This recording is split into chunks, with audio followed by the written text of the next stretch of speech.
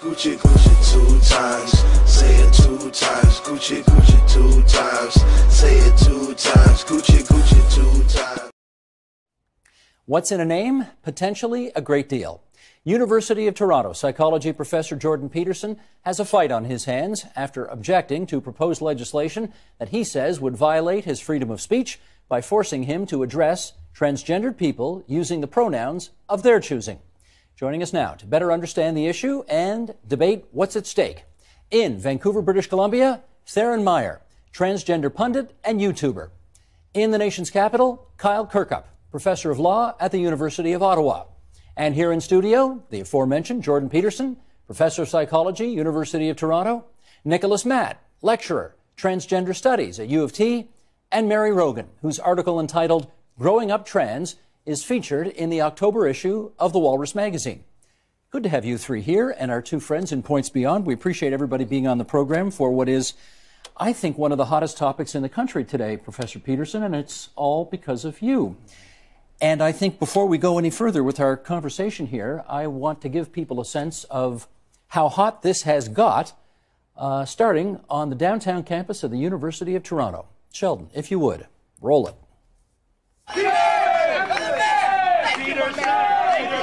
Okay. Well, as you can see, the opponents of free speech are capable of making a lot of inarticulate noise. Free speech is the mechanism by which we keep our society functioning. Woo! And by doing this, you're improving. Whoa, whoa, whoa, whoa, whoa, whoa! Wait, no, not cool, not cool. I'm going to post this online that you would like people to be more accommodating of trans people and people of color at your events in future. I would like there to be no violence. I'm a person of color and I felt very accommodating here. There have been multiple recorded instances of trans people killing themselves because they are not being integrated into society. If it wasn't for this law, and I asked you to refer to me with they, them pronouns, would you? Why do you have the authority to determine whether or not an individual is worthy of you using their pronouns? Like, if I asked you, would you please use they, them pronouns for me? What? It would depend on what I thought of your motivation. What hoops do you want us to jump through? Those are my pronouns. Okay, with indulgence of everybody else on the program, I'm going to start with Professor Peterson off the top here for a while because, as I suggested, you thought long and hard about this.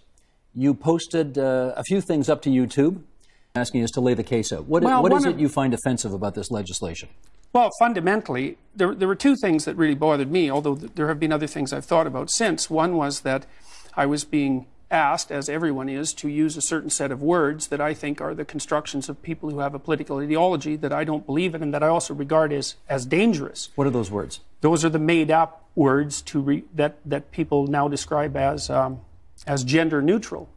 And so, to me, they're an attempt to control language and in a direction that isn't happening organically. It's not happening naturally. People aren't picking up these words in the typical way that new words are picked up, but by force and by fiat. And I would say by force because there's legislative power behind them. So and I don't like these made-up words, Z and Zer and that sort of thing. Okay, what about, they're not all made-up, quote-unquote made-up words. For example, they is one of them. Yeah, but to speak to an individual as they. Right, but we can't dispense with the distinction between singular and plural. I mean, I know that the advocates of that particular approach say that they has been used forever as a singular, and that's actually not correct. It's used as a singular in very exceptional circumstances, like if your child wishes to bring a book to school, they're welcome to do so. But that's just grammatically incorrect. Well, it is also, there's some debate about that because they is used like that sometimes. But it's never been used as a singular replacement for he or she. And so it's not a tenable solution. And that's the best of the solutions. So we understand your views and where you're coming from. Let's do one more question here and then we'll get everybody else into the conversation. You know, of course, that since this story broke, you've been called a lot of things. Yeah. One of which is a transphobe. Yeah. Some people have accused you of using the free speech issue to mask what's really going on here, which is an attempt to deprive other people of what they believe are their legitimate rights. Well, and I want to give you the opportunity to speak to whether or not you are a transphobe. Well, I can tell you that I've received more letters from transsexual people supporting me than opposing me. And I never said anything really about transsexual people, about their existence, although that was the first thing that I was accused of doing. I didn't say that transsexual people didn't exist. I said that gender identity, gender expression, and biological sex do not vary independently, which they don't. And so this issue is in some sense only peripherally about transsexual issues. It's more centrally about gender issues. And then on top of that, and I think it's the biggest issue, is that it's a free speech issue. Okay, let us continue to explore all of those issues that you have just raised. And why don't we do this? Let's take a moment. New York City, for example, recognizes 31 such gender expressions. In other words, besides man and woman, there are 29 other gender expressions. For example, pangender, queer gender, gender fluid, cross-dresser, bigendered, gender blender, and the list goes on. And Nicholas, this is where I want to bring you into the discussion because you teach this. You teach trans studies. So if you would, give us a brief primer on so many gender identities that, in your view, require non-traditional pronouns. Basically, it's not correct that there is such a thing as biological sex. And I'm a historian of medicine. I can unpack that for you at great length if you want, but in the interest of time, I won't.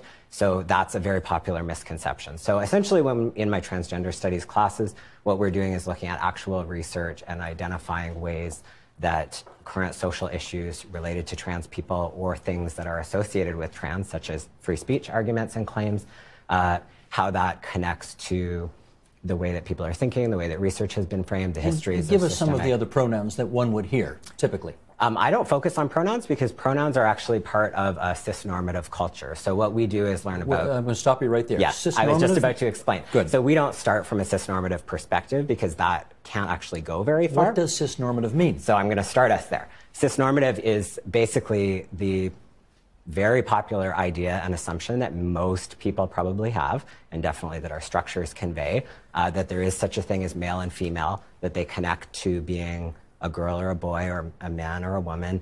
And then sometimes that will also recognize intersex or trans people or transsexual people, as you mentioned, because that's sometimes also referred to as a gender binary. So anything that fits within a gender binary can work within cisnormativity. Okay. But cisnormativity is basically that everyone assumes that there is male and female, and so very little is actually looked at to understand what's actually the case. And scientists have been doing this for at least over 50 years. Your view would be it's much more complicated than that.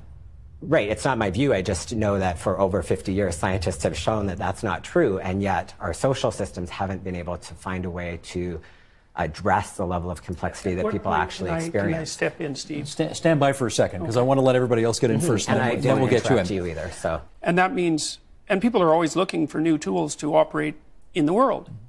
And if you invent a good tool, like a new word, then people will pick it up just as fast as they possibly can. You really see that in English.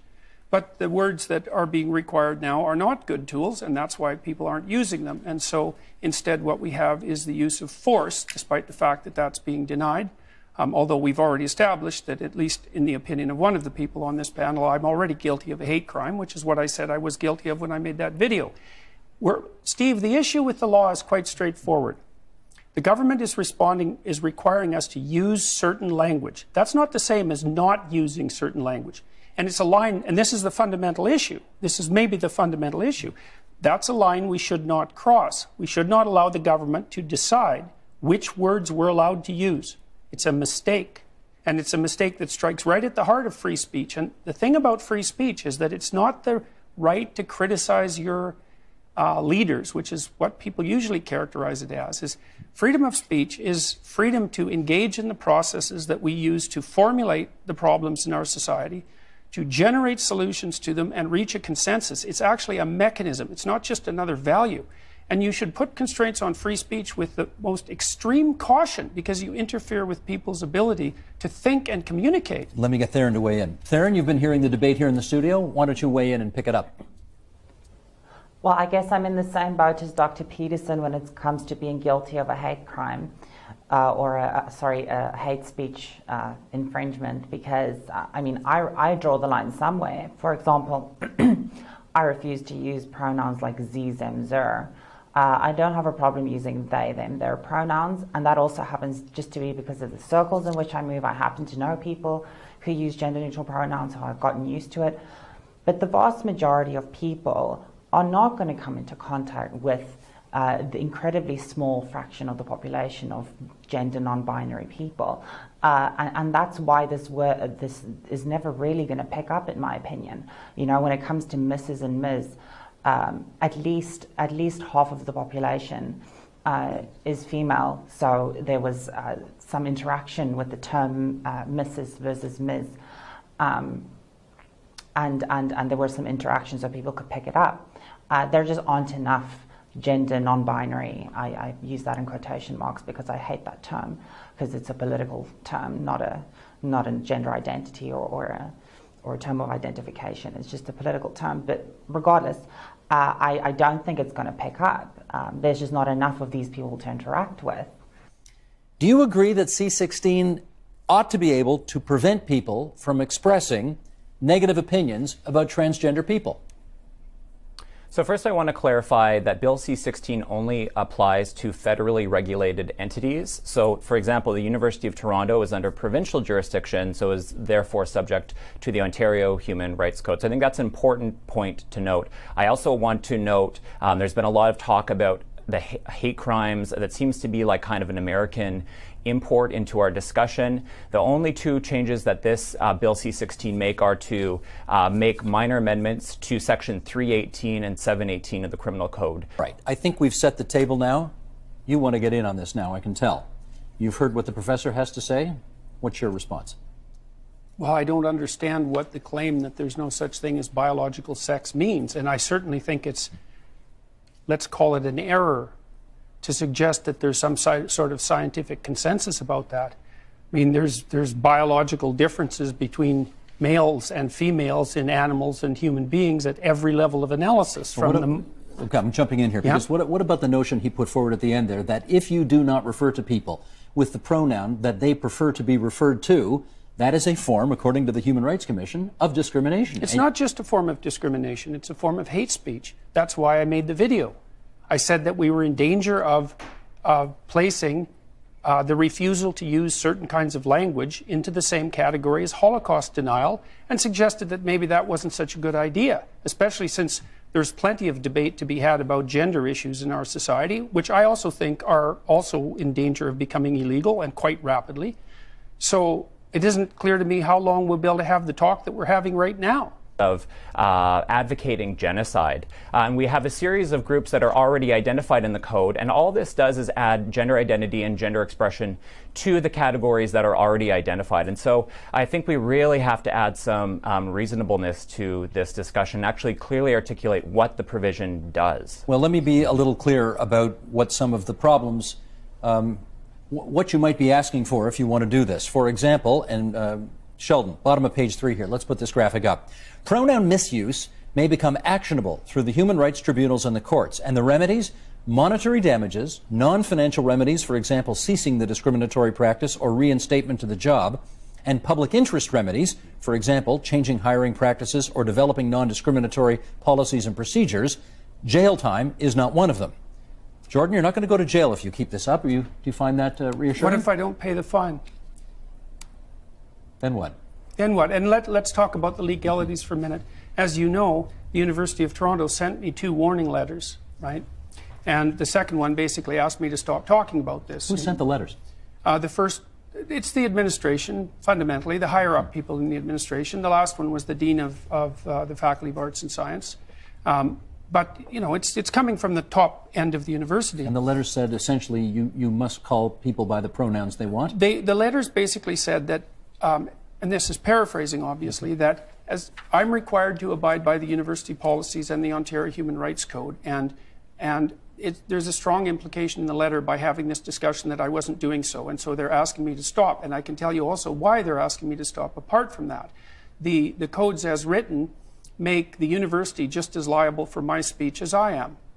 So not only is there a reasonable possibility that what I'm doing is uttering hate speech now under our law, but the university is legally responsible for that. And so I think they consulted with their lawyers and decided that maybe the claim that I was making in my video was correct. So I don't regard that as trivial, and I think that the lawyer who's discussing this is downplaying the significance of it tremendously. Could I speak to the campus climate about this? Because I don't agree with why Dr. Peterson has been asked to stop abusing students on campus. To stop doing what? Abusing students. I see. And other members of our learning community who do deserve respect and do deserve to be able to work and learn and contribute to society in a place where if they are physically assaulted, if they are... The assault so far came from the social justice warriors who are at this free speech rally, and almost 2 million people have watched this. Smile at me, bitch. What you want? Whoa, whoa,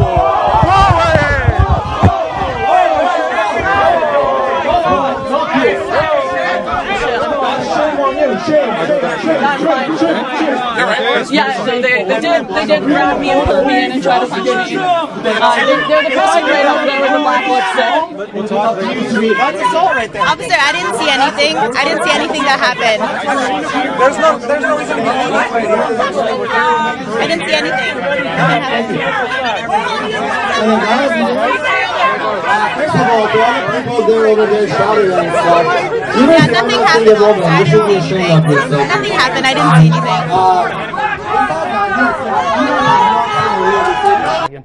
Almost 2 million people have watched those so far. This is not accurate. Well, you can look at the videos yourself. Because people have been making complaints about your behavior. Yes, I understand that. Yes.